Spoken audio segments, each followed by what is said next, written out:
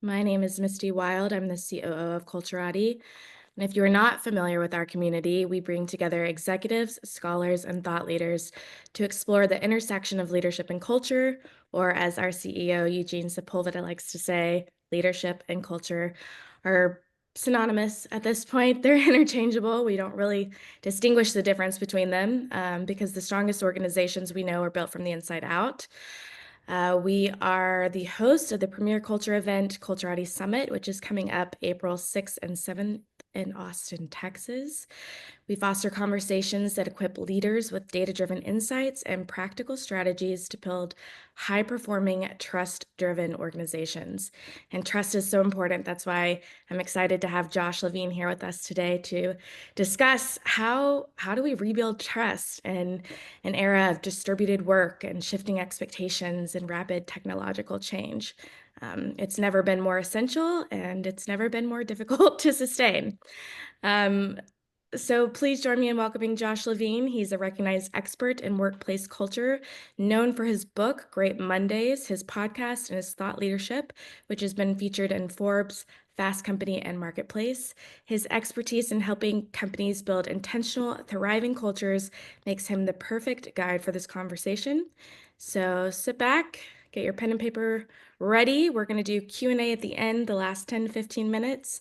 But I know we have a really terrific conversation here for you today. And with that, I'll let you take it away.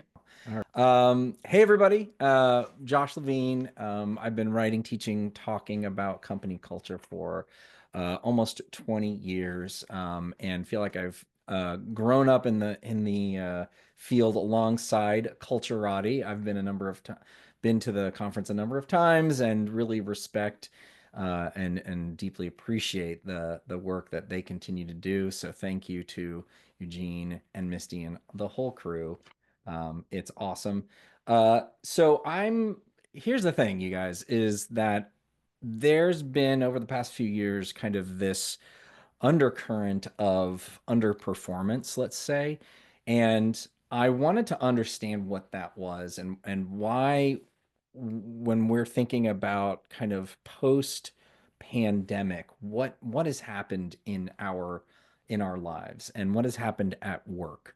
This has been transformative. We're in the midst of a massive transformation in the way that we work. And it's really, I think an interesting moment to analyze and to think about.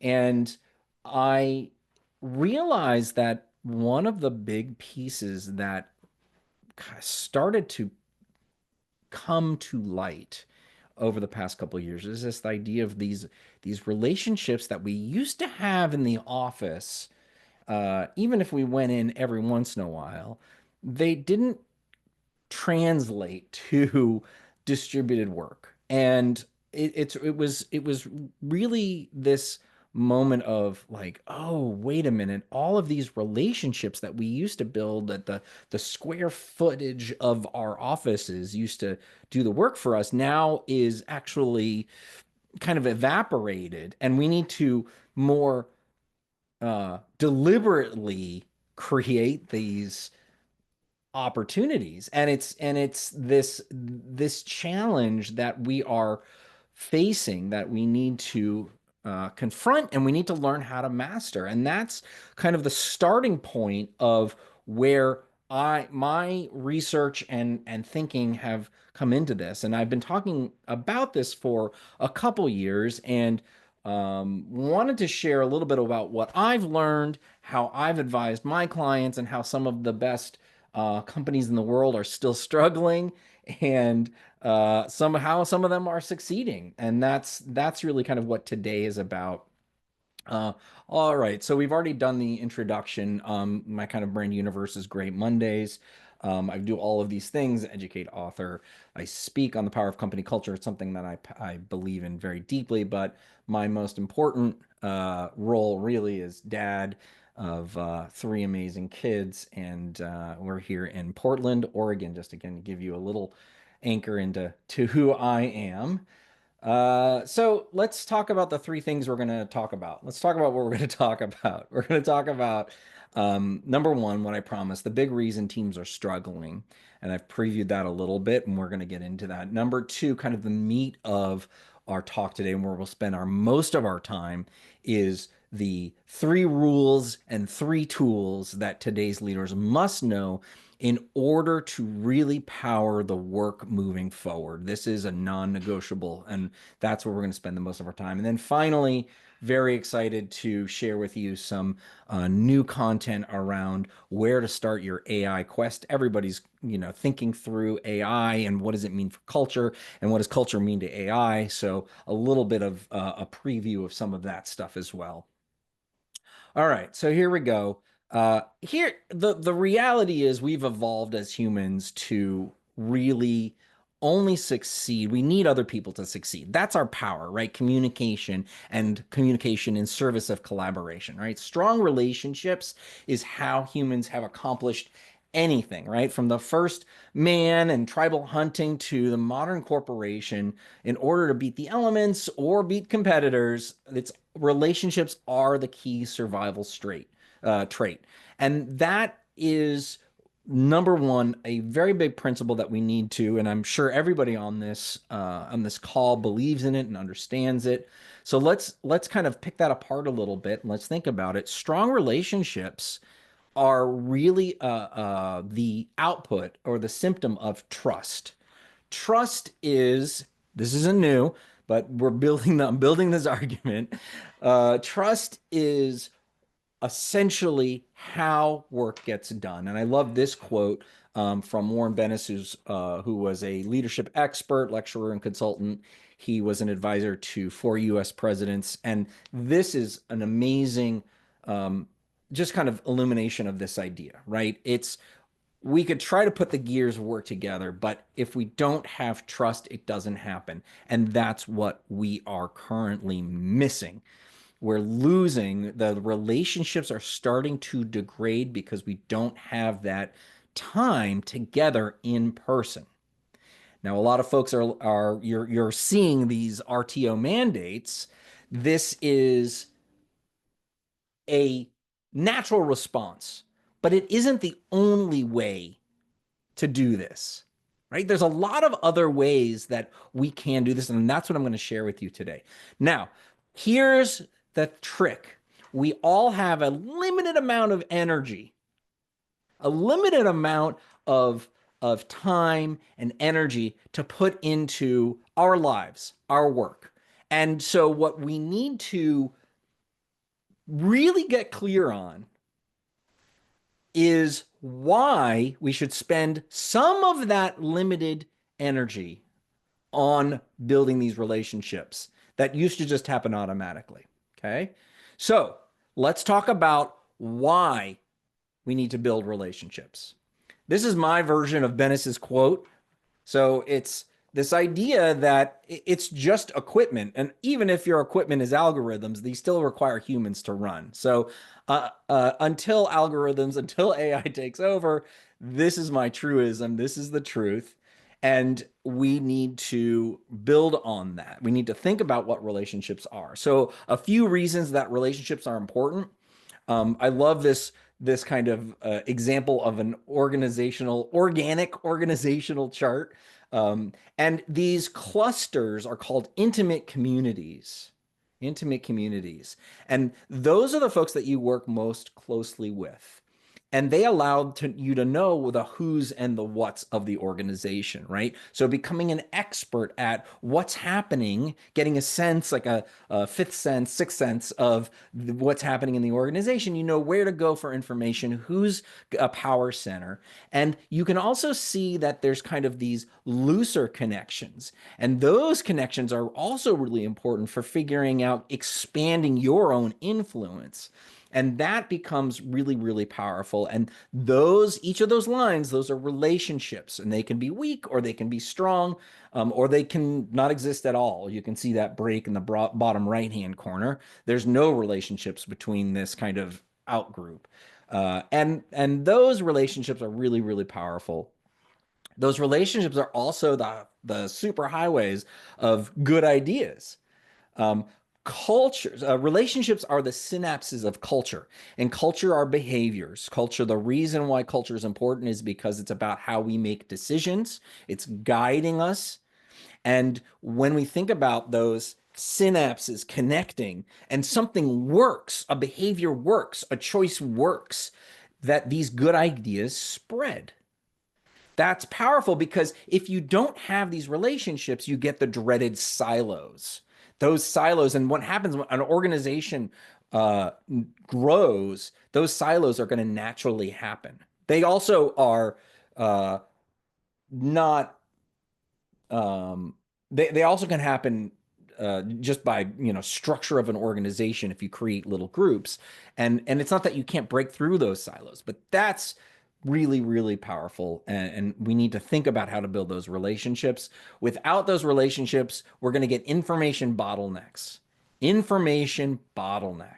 Okay. So we're trying to build those connections, those relationships. It's all about shared information, good information. So, why I'm going to restate this, right? We have limited energy. So, why do we need to spend energy on building these relationships? Trust leads to flow of ideas and access of information, okay, that we just agreed on.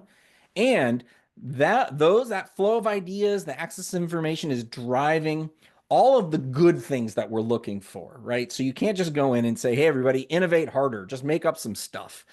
You got to have, you've got to be able to have this trust. You got to have access to information in order to deliver on innovation, productivity, quality of work, all those things that everybody's always asking for, engagement, all of those pieces. Okay, so that is the premise. That is the starting point for our conversation. So here's number one. Here's the big reason that teams are struggling. And I've previewed this. Trust requires connection. And whether you're in the office, actually working from the office, or you are on Zoom calls all day, guess what's not happening? It's connection. Okay. Connection is not occurring. And that is, like I said, it used to happen automatically. And we started to see that, like, we're sort of have some of these teams and the pieces and the parts kind of fall apart. And it's, before the pandemic, but then everybody got distributed and we were all apart. And it was the start of this degradation of relationships. So, in order to rebuild relationships, we need trust. And in order to build trust, we need these connections. And so, I'm going to share with you 3 rules and 3 tools to start rebuilding those connections so that we can get the innovation, productivity, quality, all those things that we want. This lack of connection is the reason why teams are underperforming. Okay, here we go. We're going to head into the main section of the talk. Ready? Number 1, gather rigorously. So I am describing this idea. I'm going to call it rigorous hybrid. And this concept is agnostic of whether um, you want people to come in, regularly all the time every week, or you're working from home 100% of the time, completely remote. This is the practice of bringing people together in person at regular intervals. At regular intervals. So to me, the bright light, the beacon on the hill, is Brian Chesky at Airbnb when he announced this work from wherever forever employee rule, the employment rule. And he had part of this is he had some 5 like caveats or 5 parts of this rule. And the one that speaks to this idea of rigorous hybrid or gathering rigorously is his concept. He said, you can work wherever you want in the world, but we'll meet up regularly for team gatherings. Most employees will connect in person every quarter for about a week at a time, some more frequently. To me, this is an indicator, this is indicative of all of the goodness that happens from coming together in person. There's something really powerful about that.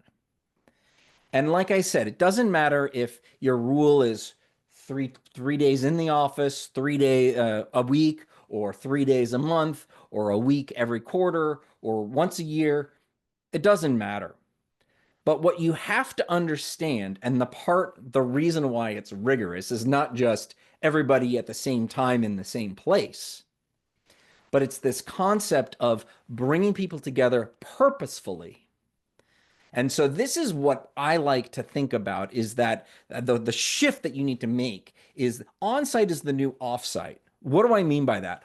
Off-sites used to be this plan, this 1 week or a couple days where we would get everybody together and it's like this mini conference and we would go off-site and we have an agenda, we have a reason for being, we have a reason for coming together. We're going to have some lunches together, team building, and then we're going to have a sales kickoff, right? All those things, very purposeful. You can't call everybody back to the office 3 days a week, 3 days a month, once every quarter, and just say, hey, just because I want people to be together. You need to have a reason for bringing people back together. Let me tell you two examples of two extremes of the using rigorous hybrid. Number one, this is Eiley Lim, who is the Chief People Officer at Simply Safe. And I had her on my podcast and interviewed her, and we got to talking about kind of what their rules of the road were. And she told me that they need everybody in the office, their rule is a minimum of 2 times a week. And everyone comes in on the same days, and in-person collaboration is really important, which is to them, which is why they made this decision. Great. I love that. So they're saying you have to be in the office Tuesdays and Thursdays. You can come in Wednesdays, you can come in Fridays, whatever. But when you're here Tuesdays and Thursdays, we're going to have a specific idea about what we're going to be working on. And you're thinking about what can we do together better? What is it that we're coming together to do? And that to me, and it's a frequency, right? There's frequent gatherings. So I'm going to meet with my team on Tuesdays, and on Thursdays, we're going to have brainstorm sessions and we'll get lunch. The other end of the spectrum is Tony Stubblebine. Tony is the CEO of Medium. He was brought in a few years ago to turn the company around, and he has. He actually last year was the first year that they became profitable again. The organization is just a couple hundred people. But what's interesting about Medium is one of these companies that emerged in the mid to late 2010s that were completely distributed, globally distributed. And I love looking at these extreme cases, right? Airbnb is like wherever, forever, Medium, everybody all over the world. I love this. He and I talked about, again, I learned this from people just bringing people onto the podcast and asking them lots of really interesting questions. He told me that he brought everybody together. He flew everybody together for 3 days. He brought them in from all over the world, 3 days for a strategic offsite, bringing them together to think about it. And what he told me is not only did people love this opportunity, but he felt within a few weeks of the offsite, they had had so much productivity, there was so much benefit that it basically paid for itself. And that in fact, it was so successful, they're going to twice a year.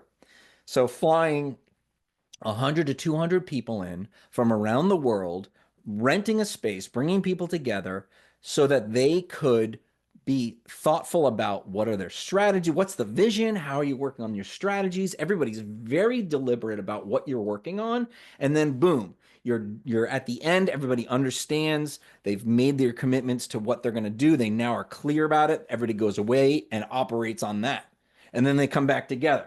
And then they're like, okay, here's what we're going to do. Here's some of the challenges, da da da da da. It compresses. And I just like the cyclical nature of the whole thing. This is really, really powerful and another fantastic example of rigorous hybrid. Okay.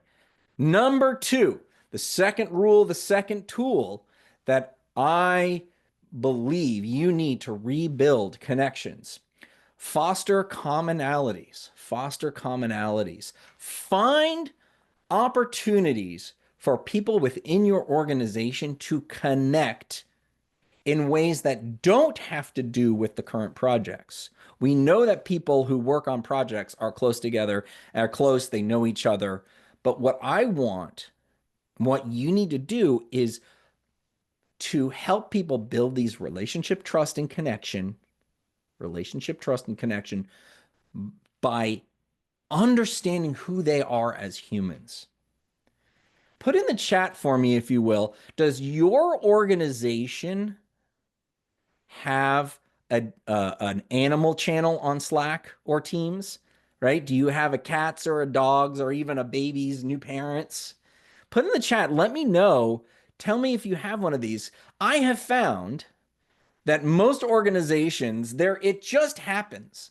There just is, everybody wants to share about their dogs and cats and pets, and everybody loves it. This was sort of the inspiration of this idea.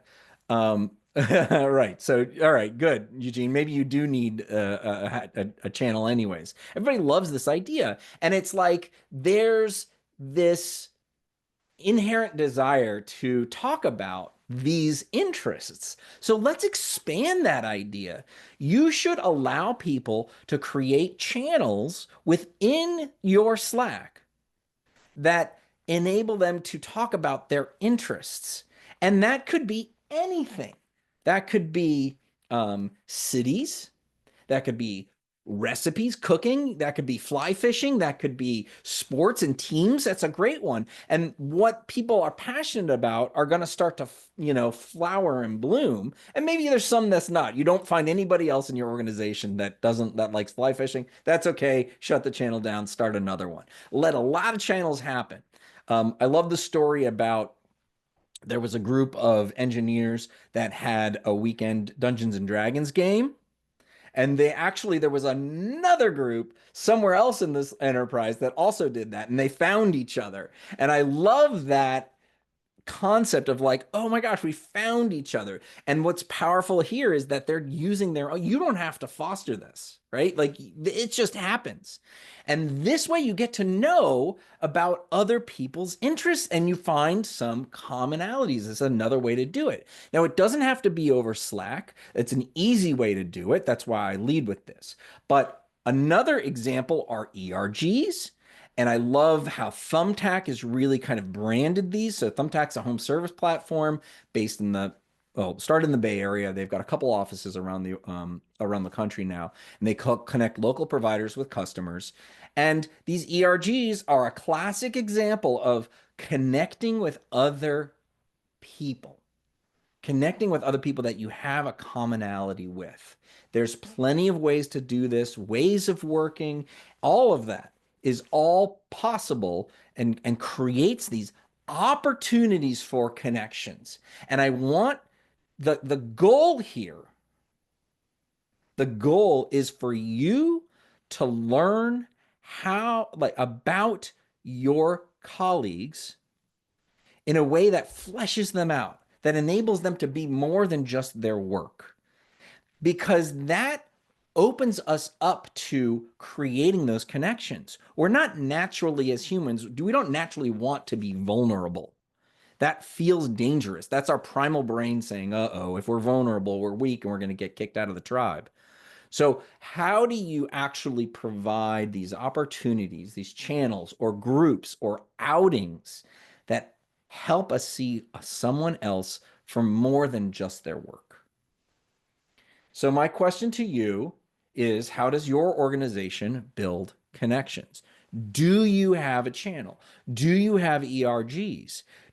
Is there something else that I haven't mentioned? I'd love to hear it. And if not, well, my challenge to you is What is going to be a culturally appropriate culture, corporate culture, organizationally appropriate way to foster commonalities? Okay. So, one, we've got our gather rigorously. Two, foster commonalities. Three, third rule and tool, ensure people matter. Ensure people matter. So, what do I mean? This concept of mattering, I've recently picked up from Zach Mercurio, who is an author and a professor who studies this. And what he states, what he has found is that there's the people that feel that they matter, and I'll define that in just a second, are more motivated, grittier, experience greater well-being in life and work. And I will add to that, it enables this mattering is both a cause and effect of these connections. Cause and effect of these connections. So here's what Zach says. There's three leadership practices of mattering, and they're kind of three levels: noticing, affirming, and needing. So noticing, seeing and hearing others; affirming, showing how people how their unique gifts make a unique difference; and needing, showing people how they're relied on and indispensable. I'm very excited to have Zach on the podcast. We're going to be recording in March, so stay tuned for that. Because he's coming out with a book, and I just think this is so powerful. But what we're going to look at, the tool that I want to focus on today with you, is noticing. And this is very simple concept, but very powerful way to create connections. Now, the tool here is one that I'm sure all of you have at least heard of, if not understood previously. It's this concept of active listening. Active listening. So let's go through it. Even if you have done this before, let's practice this. I want to share with you a little bit more about active listening because it is a tool that as a leader you can implement immediately. You have control over that create those connections. Active listening is powerful because what it enables you to do is learn about the other person, right? Like we were just talking about. You're going to ask a question and you're going to learn about the other person, but also they feel seen and heard. And in turn, they feel more connected to you. That's why it's so important. So, active listening is listening to understand. Listening to understand. So, you normally, humans, our practice is listening to respond or listening to critique. You need to be open to and start to practice this idea of asking a question and waiting, just listening to understand. So, a couple rules here or a couple tips: listen attentively. Don't start coming up with a response. You want to try to understand what they're saying.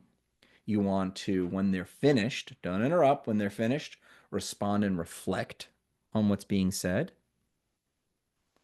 Tell them back, hey, what I heard you say is X, Y, and Z. That's the moment when the little part of their brain goes, oh, they were actually listening. Hey, I think what I heard you say is this thing really matters to you. They really, and you're creating this connection. And then finally, bonus points if you can retain that information and use it later. Mention it to them again. You remembered what I said. That's meaningful. Here's what we typically do. It's critical listening, right? What am I going to say? Oh, I'm analyzing what they're trying to, what they're, it's like, is that right or wrong? Are we forming an opinion? Do we agree? We disagree?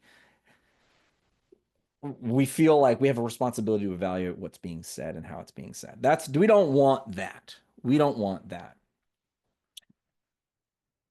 One of my clients asked me to come in and teach this very simple tool to them. And I was surprised that they wanted to start here. I'll just tell you a quick little story. So my client has a very complex process and they end up creating this product. It might look like something on the screen that I have here, and it's distributed very broadly. Okay, great. So I'm working with a legal team inside, and normally or typically, what has happened in the past is that this product goes out into the world, and if there's an issue at the end, once it hit the market, that the legal team will come and address it. Okay. So product, we're just do create this amazing product, get it out into the world. And if something happens, we're going to address it, right? So it's reactive. Well, now things have changed in the world globally, rules and regulations, politics. That means that the organization actually has to take legal responsibility ahead of time. And so their role is being shifted. There's an entire change underway. And I don't know if you know any attorneys, but these folks don't like change necessarily, right? They're not excited about this. And they're operating to the best of their ability, but we need to really amplify their capacity to work together. And that is why I had to come in and work with them to understand, hey, the first thing that we need to do is create more connections. We need to make sure that you have the trust and relationships with people on your team and across your teams because guess what? Shit's about to get crazy. Things are going to change so rapidly. And we want to make sure you're prepared. We don't even know what's coming down the road. So that's what this work can really do. It enables you to have a stronger team, to be able to be more agile, more flexible, right? More innovative, more creative, less no's, more yeses. If you can trust the people that you're working with. And active listening was step one. That's a great first step. So these are kind of the 6 quick steps summary of active listening. And what I'm going to challenge you to do is one small little exercise. I want you to think right now in your head, who on my team would I like to get to know better? Who on my team would I like to get to know better? And I want you to commit to yourself that you're going to ask them for some time, in person or remotely, to ask them a question or two. It could be anything from is there some place in the world that you'd like to go that you haven't been and why? Right? To what are some of your biggest pet peeves when it comes to work? These are the types of questions that you can ask, and they can be very simple. What was the first concert you went to? Tell me about that. And as long as you're listening, that is what becomes important. Pay attention, withhold judgment, reflect, clarify. Hey, I heard that. Is this what you meant? Summarize, share back, and then save it for later. So, those are the 3 tools and 3 rules for rebuilding your connections. Rebuilding your connections, right? So, gather rigorously. That means regularly and at the same time. And it doesn't have to be the whole company. It can be teams like we saw Airbnb. Foster commonalities. So, what are opportunities to create these connections? What do people have in common? Start with that. And number 3, ensure people matter. Ensure people matter. Ensure that they know they matter and start with just one person. I hear you. That connection. That's how it starts. It's not easy, but it is simple. And that's what I love about this. Okay. So that's 1, 2. Number 3, here we go. Where to start your AI quest. So, big question here, right? Is like AI feels like this monster. It feels like it's this thing and it's at night and it's stomping closer and closer to us. We don't really know what it looks like, but we kind of have a sense of its size. And the question is, what do we do? What are we doing about this? And so here's a few places to start. Here's a few places to start. So the premise, the premise is as a team, you need to decide how you will approach AI as a team. So whether that means your team, your organization, or even your company, you need to do it together. And you need to write it down. So you need to define and decide and define what a how you will approach AI. So what do I mean by that? So let's create a unified document. You can call it your AI vision statement. You can call it you can write a memo, however you want to do it. You need to put it down on paper. So number one, here's three things that you can put down in your AI vision statement. Okay. Number one, define your future before it defines you. So if you just wait, AI is so powerful, it's going to come into your organization whether you want it or not. So let's think about what we want to do with it. Let's think about what we want to do with it. What do you want to accomplish with AI? What do you want to accomplish with AI? Of course, you can say everything, but that doesn't that's not realistic. So, you want to first start with um, creating more efficient internal processes? Do you want to reduce costs? Do you want to improve customer experience? Do you want to have a radically reinvent your product, your customer-facing product?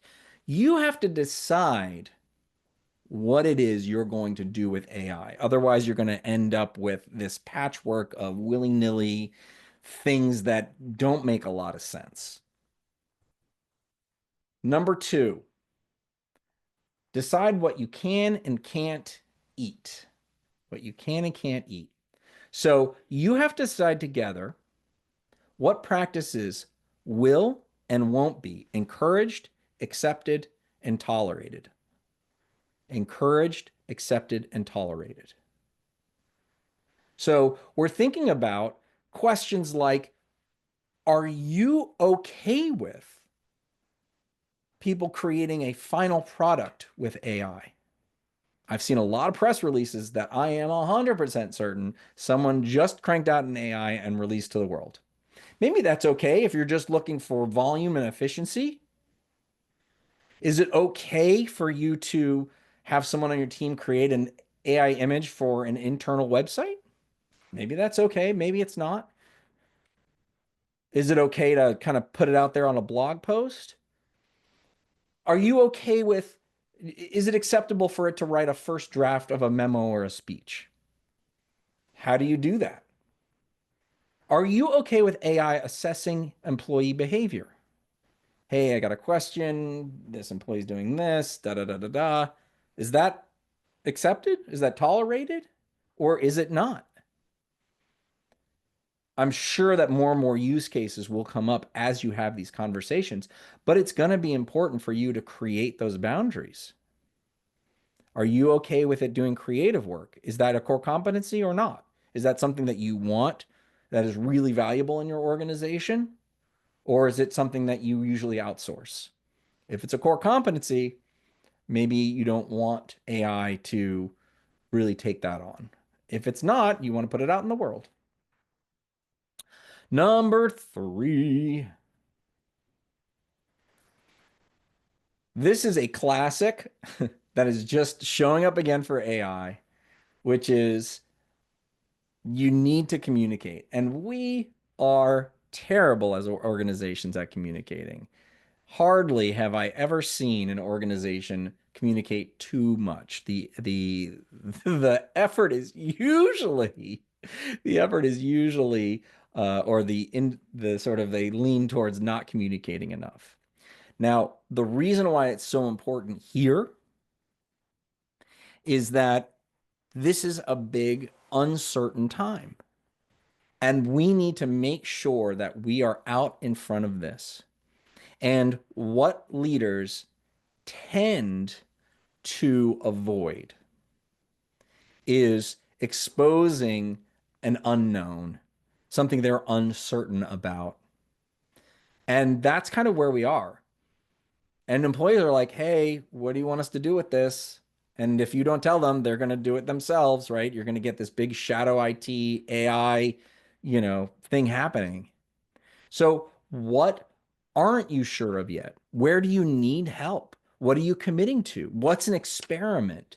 All things that you can do better, you can communicate with your organization. Hey, we are creating a little task team to experiment with AI on a particular product segment this quarter. We'll let you know how it goes. Yes, it costs a little bit of time and energy and money to think about how you want to talk to your employees. But the payoff is going to be that they understand that you are already investing in this, you're thinking through it, and you're basically have the organization's best interest in mind, have their best interest in mind. That is ultimately where we want to go, is we want to be very transparent. It's not easy and it's not something that we are typically good at, but I would strongly encourage you. How are you going to communicate? How can we communicate more when things are uncertain? So those are the three first, that's the first place to start your AI quest with your team. And So with that, we have come up with we've delivered on the three promises we talked about, why folks are underperforming, the three rules and tools for rebuilding connections, and where to start your AI quest. We learned five different things today, or more than five, but here's the five I'm going to summarize. We succeed by building strong relationships. And guess what? We haven't been doing that. We have really underinvested in relationships in the past couple of years. We've learned that trust improves output. When we're talking about all the good things that you want from your organization, you need to start with trust. What does that mean for you? You need to prioritize number one today, right away, rebuilding or building for the first time these connections, because more likely than not, your team doesn't feel as connected as they need to be in order to do great work. Number four, as a team, document your approach to AI. Decide together. It's very powerful. You need to make a decision and then put it down, paper or digital or however you want to do it. Doesn't matter. I don't care. But you need to make sure that you write it out and you make determinations. You can change that. But these are AI operating agreements. Let's get very clear. Let's get very clear about who we're going to be talking to and who's going to be involved in the process, and be very deliberate. And then finally, if you ever get stuck, call. I would love to talk with you about it. I'm happy to hear where you are in your journey of rebuilding trust in AI. I'm here and open and available, and would be happy to answer any questions that you have, either now or in the future. This is my LinkedIn profile, so please connect with me. I'm happy to do it. I would love to talk with you, ask some questions. Misty is soliciting questions in the chat. So if you have more, we've got a couple minutes to wrap up. I'm also going to post in the chat links to both those podcast interviews that I did with Eiley Lim of Simply Safe and Tony Stubblebine of Medium, as well as a few other ways that you can connect with me, and check out the podcast. Thank you everybody so much, and I will see Misty, see if there's anything that we want to talk about, what people are having, questions people are having. All right, let's see. Misty, does the critical nature of connection suggest in person better than virtual? So the uh, there is no replacement for in-person connection. And which is why that was the first point that I made. Is it better? I guess in that definition, sure. Is it the only way? Not at all. That's what I'm trying to articulate is by being a little more deliberate and understanding how to create those connections, you can do it virtually. That was the genesis. Um, oh, the question, should we require in-person office policies rather than virtual? That you only your own strategy can decide that. What are you determined? Are you like A. Lee and her and it's at Simply Safe, where it's really important that they have those people together every a couple times a week? Or are you more like Tony in Medium, where it doesn't matter? So I think, my premise is we need to stop talking about RTO versus work from home. That's not the conversation we should be having. The conversation we should be having is, are we connecting deep enough? That's going to be more productive so that you can make a better decision about when and where people should be working.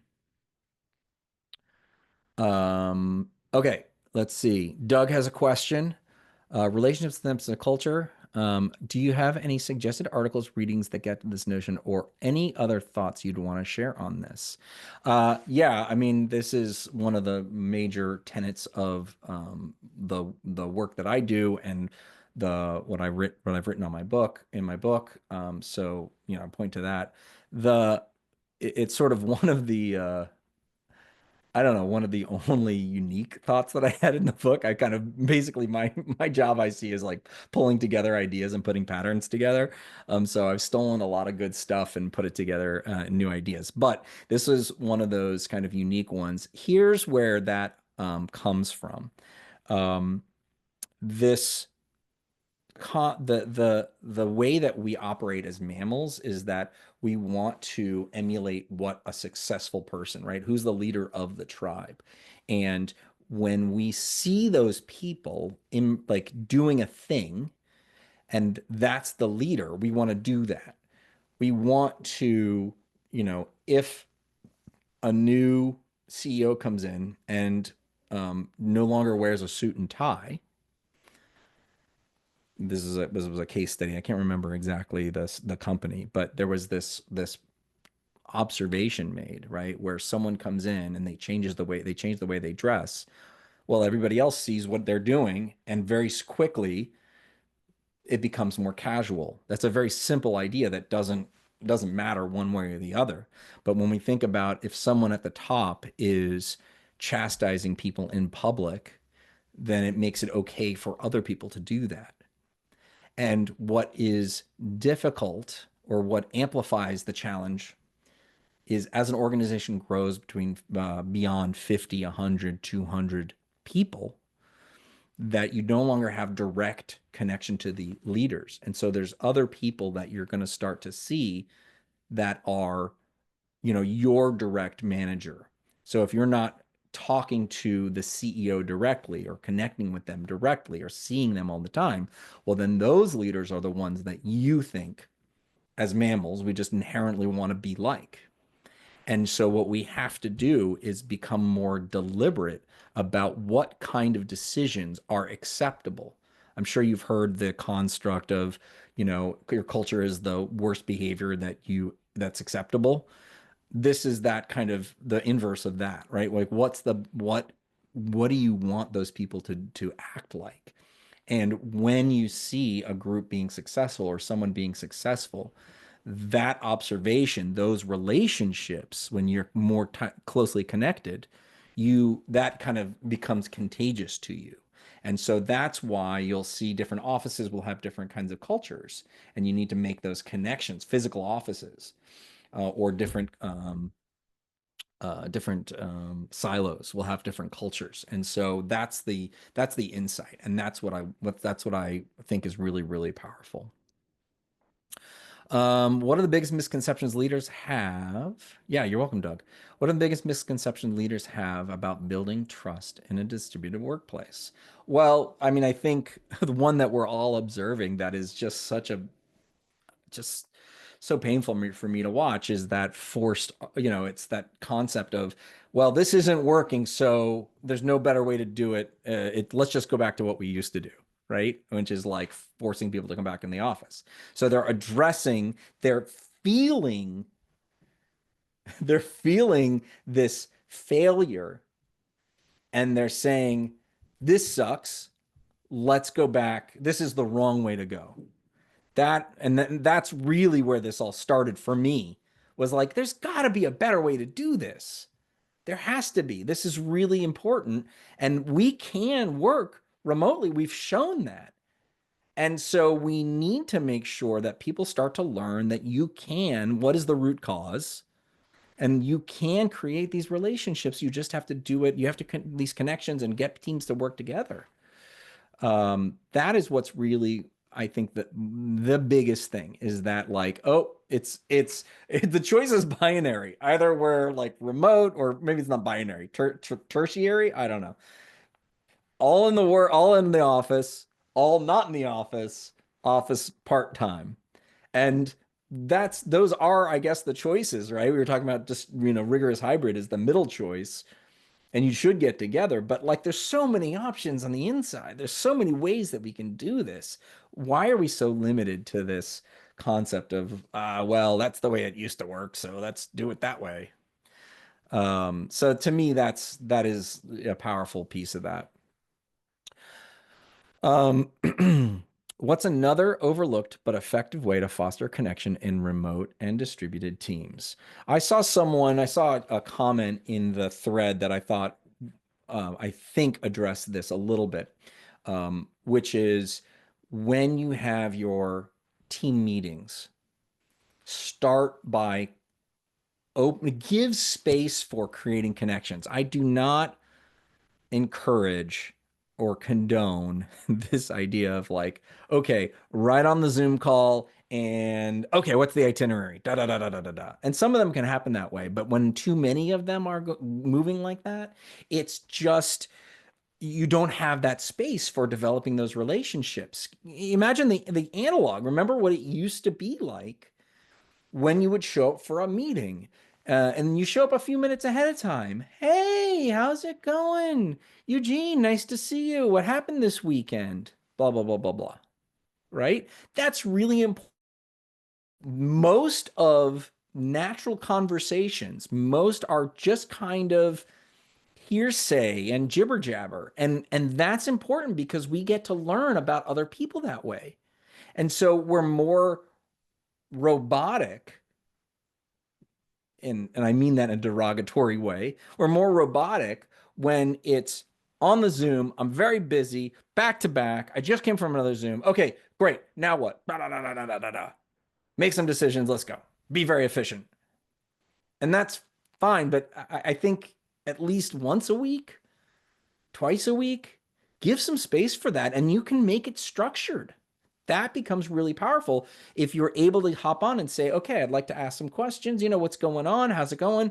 And let's be a little more deliberate with, let's go around the room. Maybe next time, we have, Becca's going to ask the question of everybody. And we can just ask, and it feels like maybe it's a little bit contrived. And you can do it in however way that feels good. But the truth is that it needs to happen, because it's not going to happen naturally. All right, final questions. I'm going to go ahead and post. I posted those links to the podcast. Here's, whoop, no links found. So I'll do it again. Let's see. So join me on the podcast, Great Mondays Radio. I would love to have you on. If there's, I'm always looking for amazing guests. So if you have recommendations for guests, you can also sign up for, of course, we have an email, 1 Minute Mondays. So politely timed culture emails, and uh, a brand new, just launched, the Values Driven Leader, a workshop for high impact teams. If you have a team that is interested in learning how to turn your latent values into a powerful leadership tool, please reach out. That's the link to describe the workshop. I've just completed this for one of my large clients, and it went really well. A lot of good reviews, and I wanted to share it with more folks. So, all right, final doozy from Misty. How do you measure trust in an organization, or any signals leaders should be tracking? That is a good question. How do you measure trust in an organization? I don't have a good answer for that. It's all, I think, new in this way, because even old trust is, I think, a little different.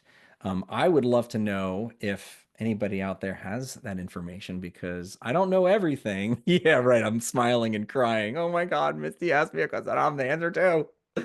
Um, I don't know everything. I'm here. I'm just a sponge trying to channel everybody else's information.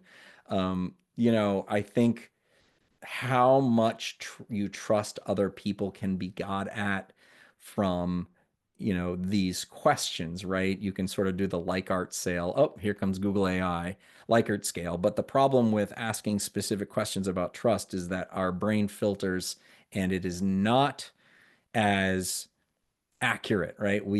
As humans, we tend to lie or misrepresent. And so that is surveys are a approximation. All right. What does Eugene say? To measure trust, or what does AI say? To measure trust in the organization, employee surveys. Um, Competence. Yeah. So, I mean, I think the I think that's fine, right? Like, you can ask those questions, but the question I always have with those surveys, and there's not a better way to do it, is how honest are people being? So, Misty, unless there's any other bombs you want to toss in at the end. I appreciate everybody's time and energy. Please find me on LinkedIn. It was a real pleasure to be here and to be asked to speak for Culturati. I'm a big fan, and I love this community. You guys are doing great work. So thanks so much. Thank you, Josh. Thanks everyone for joining us today. We will send the recording and the recap tomorrow or Thursday. Have a great week. Bye, everyone.